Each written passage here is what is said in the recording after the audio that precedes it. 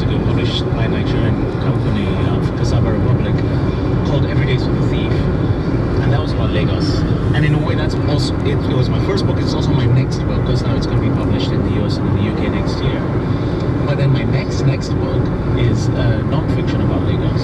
And it's interesting coming back to Lagos as a creative, imaginative space after having written a novel about New York. A novel about New York that almost some people made me a New York expert, and I'll be asked to talk on panels about New York City and about history and all of that. And I'm doing similar but different kind of thinking about Lagos and its past. You know, it's going well, it's tough. For every book, all you need to do is find the voice. And I'm trying to find the voice for this new book I'm working on it. I had a piece that will be in the next book, in the non-fiction book, that came out in Granta this summer, a piece called Water Has No Enemy. It's an endlessly fascinating place. 21 million people live in Lagos. It's a very difficult place, but it's a place that the world ought to know the true story about.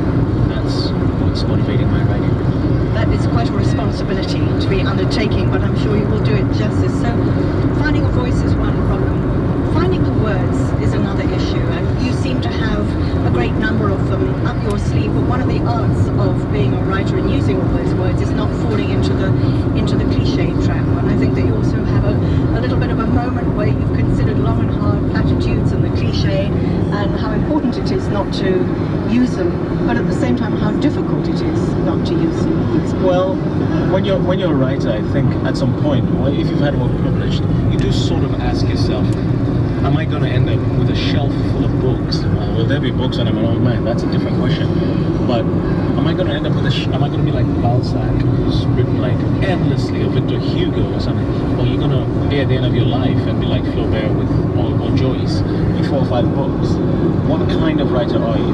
How slow do you write, and why? And I do feel as if I'm one of the slower ones. And you know, Flaubert took a famously long time to write Madame Bovary.